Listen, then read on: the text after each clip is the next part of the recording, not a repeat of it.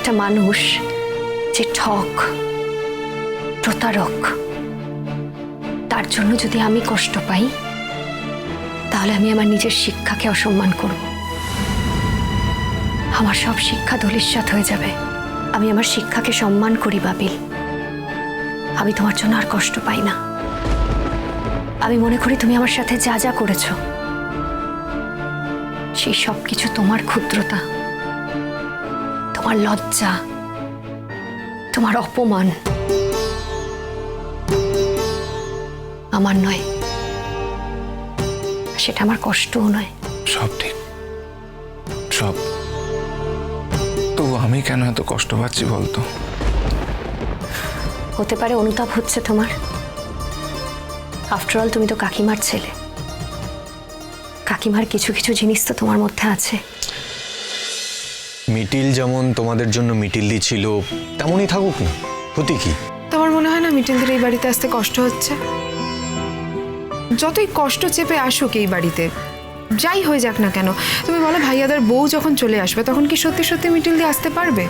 হ্যাঁ, কষ্ট চেপে আসছে এই বাড়িতে, কিন্তু ভেতরে তো কষ্টে ফালা ফালা হয়ে যাচ্ছে। ফাইনালি তো মিটিলদিও একটা মানুষ। হ্যাঁ ঠিকই তো, সেটা তো বটেই। তবে আমার বিশ্বাস মিটিল ঠিক একদিন নিজের লাইফটা সেটেল করে নেবে।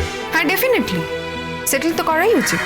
ইনফ্যাক্ট ভাইয়াদাকে দেখিয়ে দেখিয়ে সেটেল করা উচিত। মিটিলদি যেরকম মেয়ে, ভাইয়াদা ওর কাছে কিছুই ছিল না, একদমই যোগ্য ছিল না।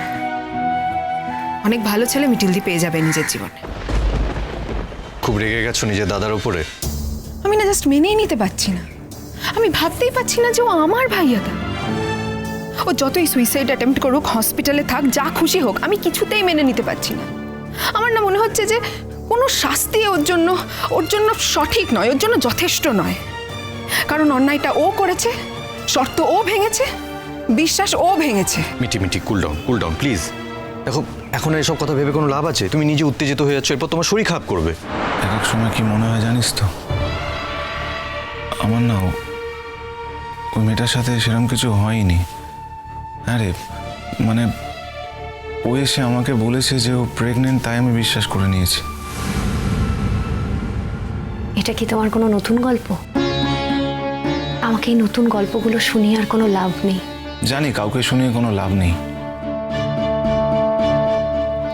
আমার না যতদূর মনে পড়ে ও আমাকে প্রস্তাব দিয়েছিল সমস্ত রকম, কিন্তু আমি রিফিউজ করেছিলাম।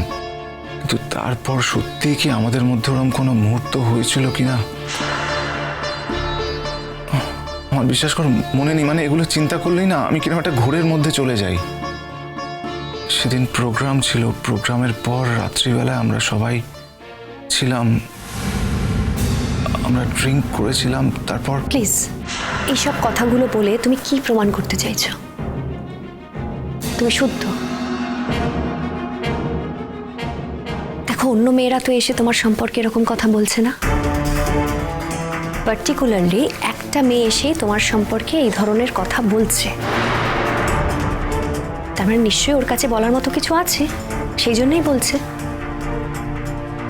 তাছাড়া তুমিও তো মেনে নিয়েছিলে ওখানে, তুমি তো জানতে যে এরকম একটা ঘটনা ঘটতে পারে। চিরসখা সোম থেকে রবি প্রতিদিন রাত ৯টায় স্টার জলসায় ও জিও হটস্টারে।